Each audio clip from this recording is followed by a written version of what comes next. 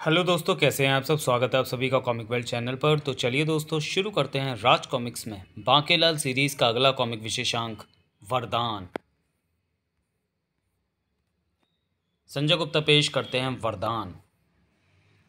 ईश्वर अपने भक्तों की भक्ति व तपस्या से प्रसन्न होकर उनको वरदान देते हैं, जिससे भक्तों की इच्छा व कामना की पूर्ति होती है। किंतु यदि ईश्वर का दिया वरदान ही शाप बन जाए तो फिर भला उस शाप की काट क्या होगी। पुत्र राक्षस छोड़क बलि, वन में विचरने वाले विषैले व भयंकर सांपों से अपने प्राणों का मोह किए बिना तूने दुग्धपान कराकर मेरी भक्ति पर विजय प्राप्त की है।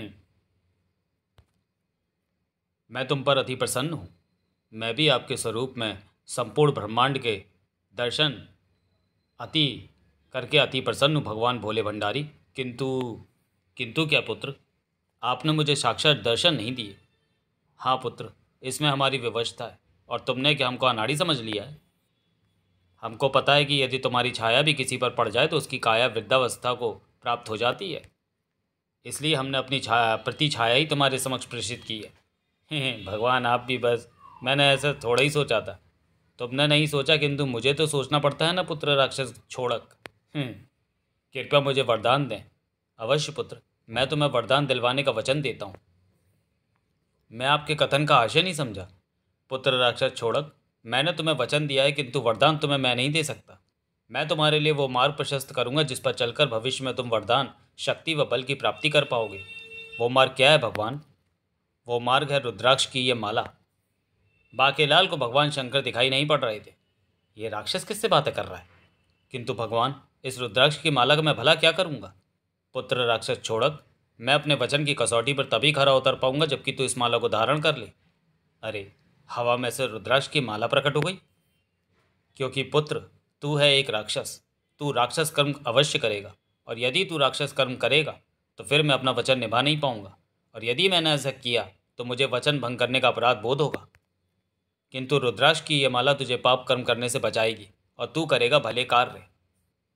अब ध्यान से सुन पुत्र राक्षस छोड़क। मैं भी सुन रहा हूँ। पुत्र छोड़क, ध्यान से सुन। यदि तू व नामाक्षर से आरंभ होने वाले 11 संकटग्रस्त व्यक्तियों के प्राण बचाएगा तो तुझे स्वयं भगवान विष्णु प्रकट होकर वरदान देंगे, और यदि 11 श नामाक्षर से आरंभ होने वाले व्यक्तियों के प्राण बचाएगा तो तुझे मैं स्वयं आकर कोई शक्ति प्रदान करूंगा, और यदि तू बचाएगा 11 ब नामाक्षर व्यक्तियों के प्राण तो ब्रह्मा तुझे देंगे बल, वरदान, शक्ति और बल। हाँ पुत्र राक्षस छोड़क, और इस रुद्राक्ष माला के कारण ही तू ऐसे नेक कार्य करेगा, अन्यथा राक्षस कर्म तुझ पर हावी रहेंगे और तू मुझे प्रसन्न करने का लाभ नहीं उठा पाएगा। किंतु सावधान, वरदान, शक्ति व बल उसे ही प्राप्त होगा जिसके पास होगी ये रुद्राक्ष माला। तो अब मैं चलता हूँ पुत्र छोड़क। चंगा जी जाओ। भगवान शंकर तो बड़े चतुर व ताड़ू निकले।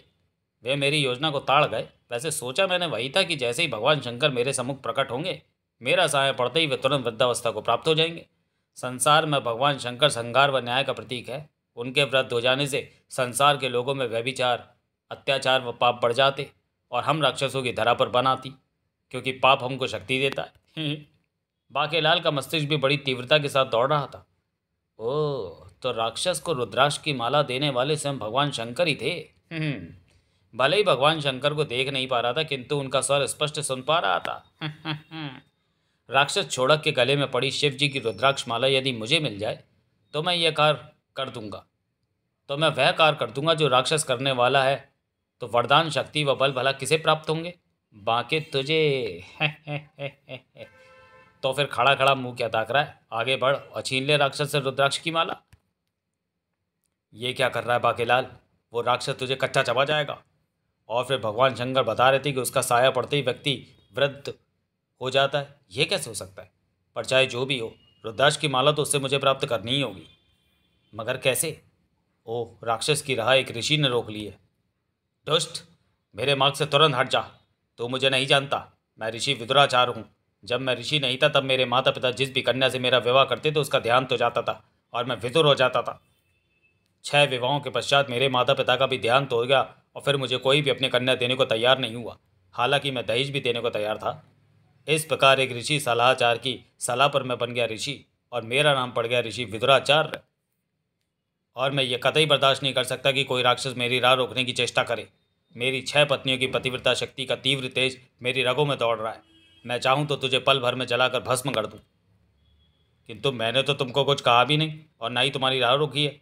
वो तो एकाएक ही तुम और मैं एक ही मार्ग पर चलते हुए एक दूसरे के सामने आ गए। मैं तुम्हारे ऋषि होने का आदर करता हूँ और स्वयं ही तुम्हारे मार्ग से हट जाता हूँ। क्या कहा? मेरे मार्ग से हटेगा? और मेरे ऋषि होने पर तुझे प्रसन्नता हो रही है? अब मैं तुझे भस्म कर दूंगा।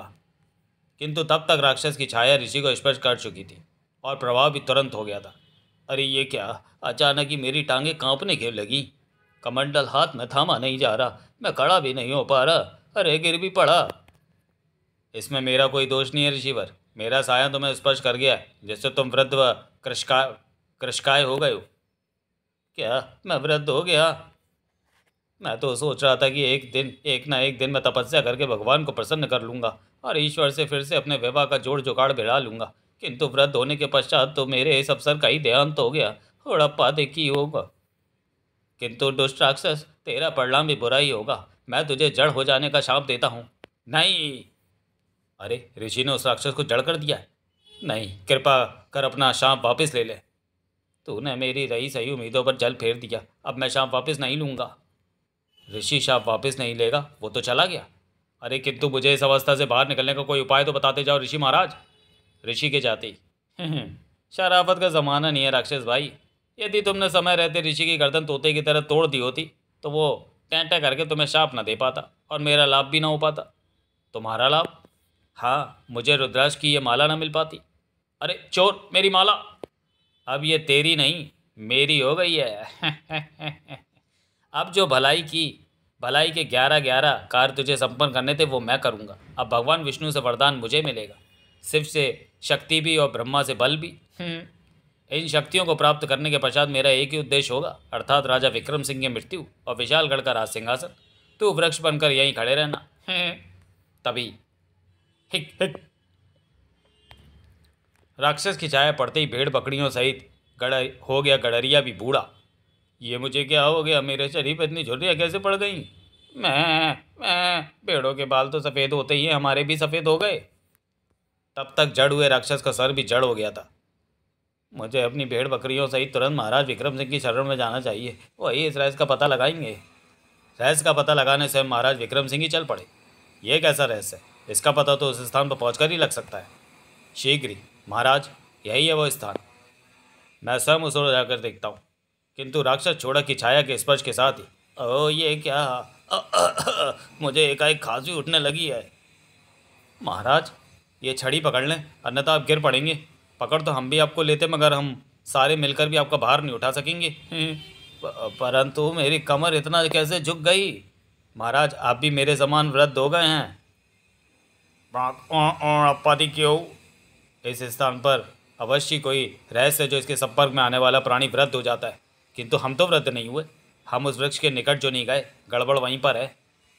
हाँ, मैं भी उसी राक्षस वृद्ध के नीचे से होकर गुजरा था। देखो, उसकी शक्ल भी राक्षस जैसी है। अरे हाँ, अति शीघ्र उस स्थान से दूर हो जाओ। अरे कम वक्तों हो, महाराज को तो साथ ले लो। किंतु महाराज तो ठीक खड़े भी नहीं हो पा रहे। चलकर यहाँ तक कैसे पहुँचेंगे? और हम वहाँ पर जा नहीं सकते। मैं धीरे धीरे चलकर आ रहा हूँ। हाँ, घबराओ नहीं, 1 माह में 1 कदम तो महाराज उठा ही लेंगे। बांकेलाल अभी तक महल नहीं पहुंचा था, इसलिए वो महाराज की अवस्था में नितांत अनभिज्ञ था। अब तो मैं 33 संकटग्रस्त व्यक्तियों के प्राणों का संकट दूर करके ही मोटे के पास जाऊंगा, अर्थात उसका काल बनकर। काल तो किसी भी समय कहीं पर भी हो सकता है। जल्दी कदम बढ़ाओ, संध्या गिर रही है। विशालगढ़ तक पहुँचते पहुँचते रात ना हो जाए। भयंकर वन में राक्षसों, डाकुओं व वन्य प्राणियों का संकट खड़ा हो जाएगा। संकट तो खड़ा हो ही गया था। अरे ये अचानक धूल सी कैसे उड़ने लगी? यह धूल नहीं, कोई राक्षस है। मेरा नाम मारक है। हा हा हा। मैं वह स्वराक्षर से आरंभ होने वाले व्यक्तियों को छोड़कर से सभी लोगों का वध करने निकला हूँ। वध? आप तुम अतिशीघ्र अपना अपना नाम मुझे बताओ। मेरा नाम तो विष्णु प्रसाद है। अरे विष्णु, अच्छा हुआ तेरे पिताजी ने तेरे साथ साथ मेरा नाम भी वाह से रख दिया था, वीर सिंह। कितना प्यारा नाम है मेरा। एक का नाम विष्णु, दूसरे का वीर सिंह, और तुम तीनों का नाम क्या क्या है? मेरा नाम है विजय कुमार, और मेरा वज्र सिंह, और मेरा व्यग्र प्रताप सिंह है। अरे कमाल है, तुम 5 के ही नाम वाह से आरंभ होते। तो फिर राक्षस भाई तुम हंस क्यों रहे हो? है मैं इसलिए हंस रहा हूँ क्योंकि वास्तव में मुझे वाह नाम अक्षर वाले व्यक्तियों की तलाश थी। अब यदि मैं किसी को ये कहता कि मैं वाह नाम से शुरू होने वाले व्यक्तियों का वध करना चाहता हूँ तो वह कभी भी मुझे अपना सही नाम नहीं बताता। इसलिए मैंने ये छल व प्रपंच रचा। मेरे छल व प्रपंच का शिकार तुम पाँचों ही हो गए। संयोग से तुम पाँचों के नाम ही वाह से आरंभ होते हैं। अब तुम पाँचों ही बनोगे मेरा शिकार। वाह नाम के 11 लोगों का वध करने के पश्चात आधीन देव मुझ पर अति प्रसन्न होंगे और उनकी कृपा से भगवान विष्णु मेरे अधीन हो जाएंगे। और जिसके अधीन विष्णु उसके अधीन सारा संसार जगत। जगत का चप्पा चप्पा चप्पा चप्पा मेरा चरखा चले। ठहरू राक्षस भाई, मेरा नाम वाह से आरंभ नहीं होता। मेरा भी, हाँ मेरा भी, हमारा भी। हाँ राक्षस भाई, वो तो हमने प्राण बचाने के लिए तुमसे झूठ बोला था। मगर कहते हैं झूठ बोलो तो कौआ काटता है। तो मैं तो अभी तक किसी कौए ने। राक्षस ने इतना कहने भर की देर थी कि देखा राक्षस भाई, झूठ बोले कौआ काटे। कौआ हमको काट रहा है। आ कौए ने तुम दोनों को नहीं काटा। इसका मतलब तुम दोनों मुझे मूर्ख बना रहे हो। इससे सिद्ध होता है कि तुम दोनों के नाम अवश्य वहां से आरंभ होते हैं। नहीं ऐसा नहीं है, शायद हमें काटने वाले कौए अभी यहाँ पर नहीं आए हैं। कौए कौए आ काट। कौए केवल झूठे व्यक्तियों को ही काटते हैं और मैं जानता हूं कि तुम सच्चे हो। सच्चे का बोलबाला, सांच को आंच नहीं। तुमको इस दुष्ट राक्षस से मैं बचाऊंगा। वो कौए भी मैंने उड़ाए थे, मगर उनमें से 2 कौए झूठे व शरारती थे, इसलिए उन्होंने जानबूझकर तुम्हें नहीं काटा। बाकीलाल जी हमारी मदद करने आ पहुंचे हैं। यह अदना साहब मानव हमारी क्या मदद करेगा? इसके प्राण तो अब खुद संकट में पड़ने वाले हैं। हा हा हा। चेतक पिछली टांगों पर खड़ा हो जा, वरना इसकी गदा मेरे मुंह पर पड़ेगी। ओ धोखा। बाकी तूने मेरे साथ धोखा किया। तूने मुझे पिछली टांगों पर खड़ा करवा दिया, जिससे तेरा थोड़ा गधा के रास्ते से हट गया और मेरा आ गया था। भाग चेतक। अब तो मुझे सर्वप्रथम तेरा ही अंत करना होगा बाकेलाल नाम के कीड़े, क्योंकि मुझे शाप है कि यदि मेरे शिकार को कोई बचाने की चेष्टा करे तो पहले मुझे उसका ही अंत करना होगा। अन्यथा शिकारों की संख्या दुगनी हो जाएगी, यानी मुझे 11 के स्थान पर 22 लोगों के वध करने पड़ेंगे।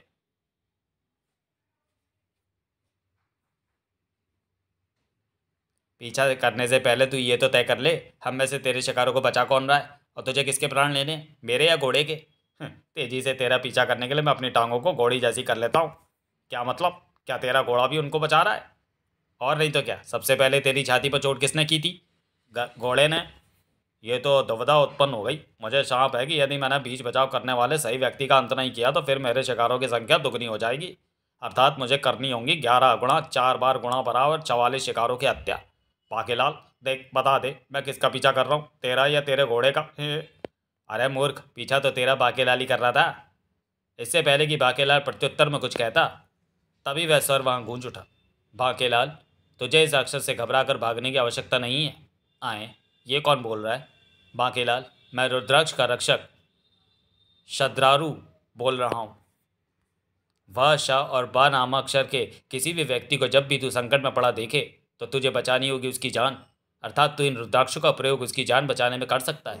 ये उछाले मैंने 2 रुद्राक्ष साए। तब तक राक्षस मारा गंडासा भी निकालकर हाथ में ले चुका था। बाकेलाल, यदि तूने शीघ्र ही मुझे मेरे प्रश्न का उत्तर नहीं दिया तो फिर चाहे जो भी हो, मैं तेरा और तेरे घोड़े का काम तमाम कर ही डालूंगा। उससे पहले मैं तेरा अंत कर डालूंगा। साए साए।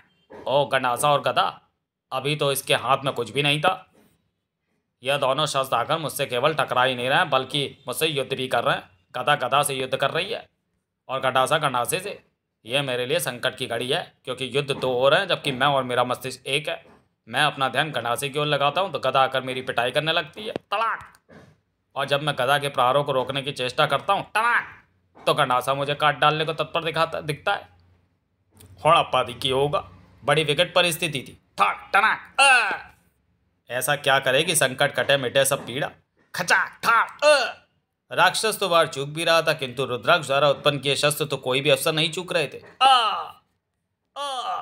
अरे वाह, अब आ रहा है लड़ाई का आनंद। मुझे तो इस लड़ाई में उंगली भी हिलानी नहीं पड़ रही। अब इस राक्षस को यहाँ पर गदा व गंडासे से युद्ध लड़ने दो, क्योंकि इस लड़ाई का अंत अब राक्षस के अंत के साथ ही होगा। टनाक था। बाकेलाल, क्या वो दुष्ट राक्षस मारा गया? नहीं, किंतु शीघ्र ही मारा जाएगा। बाकेलाल, आज यदि तुम यहाँ ना आते तो हम दोनों हरगिज भी नहीं बसते, जबकि हमारे नाम वाह से आरंभ नहीं होते। अरे छोड़ो, तुम लोग मेरी प्रजा हो और अपनी प्रजा की रक्षा करना राजा का धर्म होता है। बाकेलाल, तुम राजा? ओ, मैं राजा बनने की खुशी में कह गया।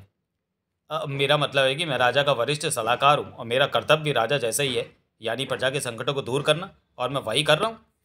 किंतु अब तुम सुरक्षित घर को निकल लो और मैं निकलता हूँ शेष लोगों को संकट से उबारने। इधर संकट से अभी तक जूझ रहा था राक्षस मारक। गदा से और गदा से यह युद्ध यदि इसी प्रकार जारी रहा तो मेरी मृत्यु तो निश्चित है। आखिर कोई तो तरकीब होगी इस युद्ध के अंत की। क्या पता सूर्यास्त के साथ स्वयं ही युद्ध रुक जाए, क्योंकि सूर्यास्त के बजाय युद्ध नहीं लड़ा जाता।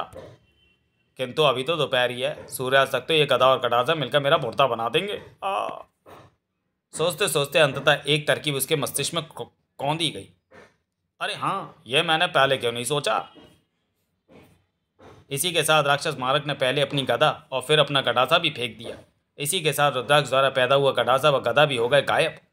वो मारा, मेरी योजना सफल हो गई। बाकेलाल ने गदा और कटासे को मुझसे युद्ध के लिए उत्पन्न किया था। यह युद्ध तब तक जारी रहता जब तक मैं युद्ध के बारे में सोचता रहता, किंतु युद्ध से ध्यान हटाकर शस्त्रों का त्याग करते ही बाकेलाल द्वारा उत्पन्न किए गए शस्त्र हो गए स्वयं गायब। किंतु गदा व गदासे के प्रहारों से मैं गंभीर रूप से घायल हो गया हूँ। अपने जख्मों पर जड़ी बूटी के लेप लगाने होंगे। अरे वाह, चंगी मली बूटी मिल गई। इसको पीसकर इसका लेप घावों पर लगाने से घाव व पीड़त तुरंत ठीक हो जाते हैं। मेरे घाव ठीक हो गए। बाकेलाल, होड़ तेरा की होगा। विशालगढ़ के घाट पर लगी भक्तन की भीड़। किसी को दुख निर्धनता का, कोई भुगत रहा है पीड़। चिंता हरणी भस्म सब दुखों के निवारण का उपाय है बच्चा। बोलो भस्म बाबा की जय। आता जा, बताता जा, लेता जा, खाता जा। आ तो मैं गया भस्म बाबा, किंतु बताऊं क्या, लूं क्या, खाऊं क्या? बता अपना नाम वसुदेव। वसुदेव अर्थात वाह। ले ये पुड़िया और खा इसमें रखी भस्म। आता जा, बताता जा, लेता जा, खाता जा। भस्म बाबा, मेरा नाम है श्रीराज। श्रीराज अर्थात शाह। बालक, तू ये भस्म बबूत दोपहर पश्चात खाना। जो आज्ञा भस्म बाबा। आता जा, बताता जा, लेता जा, खाता जा। मेरा नाम है व्यक्ति। हैं, ये कैसा नाम? खैर मुझे क्या, तू भस्म को तुरंत खा ले और अपने दुख तुरंत मिटा ले। मेरा नाम है बेचा ठाकुर। कृपया दुख दूर करे। बेचा अर्थात बा। तू इस पुड़िया का सेवन संध्या को करना। बाकेलाल तक भी जा पहुंची थी बाबा की महिमा। होड़ अप्पा दी क्यों भस्म बाबा। ओ तू बाकेलाल, लेता जा, खाता जा, किंतु तू भस्म का सेवन संध्या को करना, और अगर यह भस्म किसी और को खिलाई तो अनर्थ होगा। यह मुझे कैसे पहचानता है? भस्मों की पुड़ियाएँ खत्म, होड़प्पा चल दे अंगिया। पर साधु जी महाराज तब फिर सटा की हो। वन में पहुंचकर साधु अपने असली रूप में आ गया। तुम्हारा वही होगा जो चाहेगा मारक योनि। मैंने उन सबको सम्मोहित करने की बूटी शागिर्दी खिला दी है, जिनके नाम वाह, शाह और बा से आरंभ होते हैं। अब कुछ ही देर में मैं जैसे ही उस बूटी का प्रभाव उन लोगों को आरंभ होगा, वो सब मैं जहाँ भी उपस्थित रहूँगा वहीं खींचे चले आएंगे। हमारे लिए क्या आदेश है राक्षस भाई?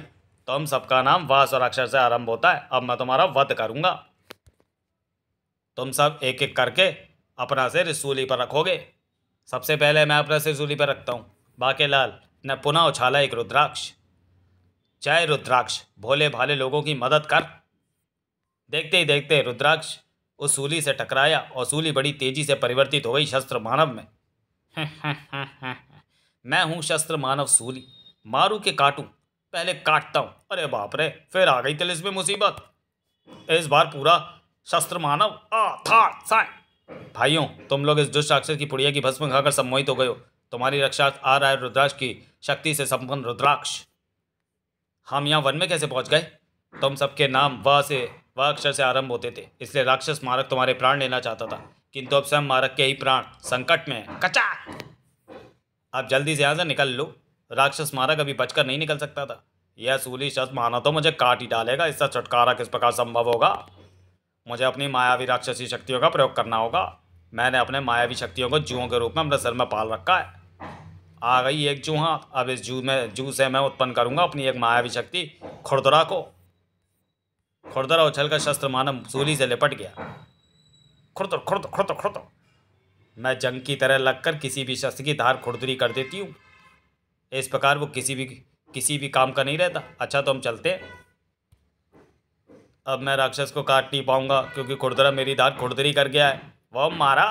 लो नामाक्षरों, शाह से आरंभ होने वाले लोग भी आ गए मेरे तिलिस्मी भस्म से सम्मोहित होकर। चलो बुलावा आया है, भस्म बाबा ने बुलाया है। यही है भस्म बाबा, प्रणाम करो। मैं हूँ भस्म बाबा, प्रणाम करो। अब मैं रेत के कड़ों में बदलकर इनकी नासिकाओं के रास्ते इनके शरीर में प्रवेश कर जाऊंगा और इन सबको एक ही झटके में खलास कर डालूंगा। रुद्राक्ष की शक्ति के रहते तू अपनी मंशा में कभी भी सफल नहीं हो सकता दुष्टनाथ। रुद्राक्ष शक्ति द्वारा उत्पन्न रुद्राक्ष परिवर्तित हो गया एक झीने वस्त्र में, जो उन 11 लोगों की नासिकाओं को जकड़ता चला गया। राक्षस मारा की बालू शक्ति का एक कण भी किसी भी व्यक्ति की नासिका में प्रवेश नहीं पा सका। बाके लाल के बच्चे, ये तूने क्या किया? मैंने प्रतिज्ञा की है कि किसी को भी तेरी मायावी शक्तियों का शिकार नहीं होने दूंगा। राक्षस के झट से एक जूं अपनी खोपड़िया से निकाल कर बाकेलाल पर उछाल फेंकी। बाकेलाल, अब तू फंसेगा मायावी किताब के जाल में। बाकेलाल, यह तिलिस्मी पुस्तक है जिसे हर किसी को पढ़ना ही पड़ता है। तू भी इसके जाल से बच नहीं पाएगा। मैं इसको पढ़ने पर विवश हो रहा हूँ। का से कबूतर, खा से खरगोश, गा से गमला, है। बा से हाथ से, आ से अनार। एक अनार 100 बीमार। झूठ बोलना एक कला है, जिसको ये कला नहीं आती उसको चुल्लू पर पानी में डूब मरना चाहिए। बाकेलाल, तू पुस्तक का अध्ययन कर, तब तक मैं इन 11 लोगों को काल के सुपुर्द करके आता हूँ। बाकेलाल, हमें बचाओ। मैं तुम्हें छोड़ दूंगा, किंतु तुम्हें एक कार्य करना होगा। हम वह कार्य करने को तैयार हैं। चोरी करने से घर में समृद्धि आती है। तो ठीक है, तुम्हें कुछ समय के लिए शवासन लगाना होगा, अर्थात शव के समान लेट जाना होगा। ठीक है राक्षस भाई, क्रोध करने से सेहत बनती है। यदि कोई तुम्हें प्यासा व्यक्ति पानी पिलाने को कहे तो उसको धक्का दे दो। अब तो तुम सबका बोलो राम वैसे ही हो जाएगा, क्योंकि शवासन लगाते ही तुम पर मराने लगे हैं चील कौए और गिद्ध। गालियाँ देने से मोक्ष एवं स्वर्ग की प्राप्ति होती है ही, जो तुम्हें पलक झपकते ही नोच डालेंगे। ची ची चिलप्पो, काँव काँव, शवों का खजाना। सदैव बुरा देखो, बुरा सुनो, बुरा ही करो। अब तो बाकेलाल ही बचा सकता है। मैं आ गया पकड़ में। काँव काँव खुश। मैं कौआ मारकर उसकी तंद्रा भंग करता हूँ। काँव। अबे मारना है तो पत्थर मार। किंतु बाकेलाल का मस्तिष्क तुरंत ही फिर से पुस्तक की ओर आकर्षित होने लगा। इस पुस्तक का तिलिस्म तोड़े बिना मैं उन लोगों की प्राण रक्षा नहीं कर सकता। रुद्राक्ष तोड़ते ही शद्राक्ष शक्ति सक्रिय हो गई। अब तू चिंता मत कर बाकेलाल, कुछ देर के लिए तू निरक्षर हो जाएगा, और जब तू निरक्षर अर्थात अनपढ़ हो जाएगा और पुस्तक को पढ़ ही नहीं पाएगा तो पुस्तक का तिलिस्म स्वयं ही टूट जाएगा। अरे हाँ, मैं कुछ भी पढ़ नहीं पा रहा। इसी के साथ पुस्तक हो गई गायब। बाकेलाल ने तुरंत एक रुद्राक्ष तोड़कर चील कौओं और गिद्धों की ओर उछाल फेंका। क्वाक, बचाओ, भागो जाल। मैं जाल बनाकर मांसखोर पक्षियों को पकड़ लूंगा। बाकेलाल, अब्बा अक्षर वाले लोग भी मेरी बूटी के असर से यहाँ मरने आ पहुंचे, और उनमें से एक तू भी है, क्योंकि तू भी मुझसे बूटी ले गया था। थोड़ी देर में तुझ पर भी उसका असर होना आरंभ हो जाएगा। राक्षस ने कई हाथ वाले महादैत्य दम को प्रकट किया। महादैत्य दम घोटू, इन सबके दम घोट दे। हे रुद्राक्ष, मदद कर, इससे पहले दम घोटू उन लोगों का दम घोटे। मैं ऐसा प्राणी उत्पन्न करता हूँ कि वो दम घोटू का ही दम घोट देगा। बचाओ। दम घोटू के दम घुटते ही वो हो गया गायब। हम बच गए। राक्षस भाई, अब तू क्या करेगा? मगर तुझ पर बूटी का असर क्यों नहीं हुआ? क्योंकि तुझे पहचानने के बाद मैंने वो बूटी खाई नहीं थी, बल्कि वह बूटी मैंने किसी दूसरे को खिलाई थी। तूने सभी व्यक्तियों को गिनकर देखा होता तो तुझे तुरंत ये बात पता चल जाती। बूटी खाकर 11 लोग ही यहाँ पहुँचे। मुझे ये बात तूने ही तो बताई थी कि यदि वह शाह और बा नामाक्षरों वाले व्यक्तियों के अलावा किसी अन्य को बूटी खिलाई तो अनर्थ होगा। अब मैं देखूंगा कि वो अनर्थ क्या होगा। वो अनर्थ होगा मेरी मृत्यु। मेरे सिर में जुओं के रूप में पल रहे सभी मायावी शक्तियाँ क्रोधित होकर मेरा गला घोट रही हैं। वो मारा। इसकी मृत्यु के साथ ही मेरा लक्ष्य भी पूर्ण हो गया, अर्थात मैंने 11 शाह और 11 बा नामाक्षर वाले लोगों के प्राण बचाने में सफलता प्राप्त कर ली। बाकेलाल घोड़े से नीचे उतरा और तभी बाकेलाल को पड़ी ला था। मुझे किसने मारा? तुझे मैंने मारा। ला, मेरी रुद्राक्ष की माला मेरे हवाले कर, इसे मैं पहनूंगा। नहीं। तभी प्रकट हुए शिव। ले छोड़क, शाह से शक्ति। किंतु सावधान, त्रिशूल तेरे हाथ से छूटना नहीं चाहिए। आहा, शिव का त्रिशूल, इसका सामना तो तीनों लोगों में कोई भी नहीं कर सकता। तभी प्रकट हुए ब्रह्मा। ले पुत्र, बा से बल। वाह, मेरी काया ब्रह्मांड के सर्वाधिक शक्तिशाली भीम से भी अधिक बलशाली हो गई है। और तब प्रकट हुए भगवान विष्णु। हे प्रभु, अब आपको मुझे देना है वरदान। नहीं, उस वरदान का उचित अधिकारी मैं हूँ। अवश्य पुत्र, मैं तुम्हें वरदान देने ही आया हूँ। पुत्र बाके, वरदान उसे ही मिलेगा जिसके गले में है रुद्राक्ष माला। तो मैं अपना इच्छित वरदान मांगता हूँ। प्रभु, कृपया मुझे स्वर्ग का सिंहासन दे। नहीं, मुझे विशालगढ़ का सिंहासन मिलना चाहिए। पुत्र छोड़क, हमने वरदान का वचन दिया है, किंतु तुम्हारी इच्छा से वरदान का नहीं, बल्कि स्वयं की इच्छा से। किंतु किंतु क्या प्रभु? वरदान में तुम उचित पात्र नहीं लगते। भला क्यों भगवान? यही तो मैं भी कह रहा हूँ भगवान। क्योंकि पुत्र छोड़क, वरदान में देने हेतु सर्वप्रथम योग्यता स्त्री होना है। क्योंकि वर का दान किसी स्त्री को ही दिया जाता है, तो तुम्हें स्त्री बनना होगा। नहीं, अब मैं तुझे सुयोग्य वर का दान देता हूँ। जा, वो तुझे शीघ्र ही प्राप्त होगा। नहीं, मुझे वरदान नहीं चाहिए। अरे, त्रिशूल मेरे हाथ से छूट गया और गायब हो गया। मेरा बल भी स्त्री के रूप अनुरूप हो गया। बाकेलाल प्रसन्नता से झूम उठा। हो, तो ये था वो वरदान। शुक्र है मैं स्त्री होने से बच गया, किंतु तू तो जड़ हो गया था। शाप से मुक्ति कैसे मिली? रुद्राक्ष की शक्ति से चाहे जो कोई भी 33 लोगों की सहायता करता, उसका लाभ मुझे ही मिलना था। इसलिए मैं शाप मुक्त हो गया और अपनी माला लेने तुम्हारे पास भी आ पहुंचा। किंतु काश वरदान शक्ति और बल तुम्हें ही मिलते। मेरी छाया से अब कोई वृद्धि भी नहीं हो रहा। यानी ईश्वर की शक्ति बल ने मेरी उस शक्ति का भी नाश कर दिया। हमारे प्राणों पर आया संकट तो टल गया, किंतु महाराज का क्या हुआ होगा? वो राक्षस की छाया से वृद्ध हो गए थे। क्या महाराज वृद्ध हो चुके? हाँ, अत्यंत वृद्ध, मरणासन। तभी महाराज की जय हो, महाराज की जय हो। महाराज तो एकदम भले चंगे। भागेलाल, मैं तुम्हें ही ढूंढ रहा था। पेड़ बना वो राक्षस बता रहा था कि उसकी रुद्राक्ष माला तुम्हारे पास है, और यदि ऐसा व्यक्ति मेरी मृत्यु की कामना करके 33 लोगों की सहायता करे, तो मेरी वृद्धावस्था रुद्राक्ष की माला उससे छिनते ही ठीक हो जाएगी। फिर ऋषि जवानाचार्य द्वारा महाराज को जवानी बूटी का चमत्कारी रस पिलाने से भी महाराज की वृद्धावस्था कटती चली गई। अन्यथा महाराज 2-4 दिन के ही मेहमान थे। क्या? अगर मुझे पता होता तो मैं रुद्राक्ष की माला छीनता ही क्यों? बाकेलाल, देपुच्ची, पेड़ा गर्क, सत्यानाश। समाप्त। तो चलिए दोस्तों, वीडियो को यहीं समाप्त करते हैं और मिलते हैं बाकेलाल के अगले कॉमिक विशेषांक दानव और मानव में। तब तक के लिए धन्यवाद।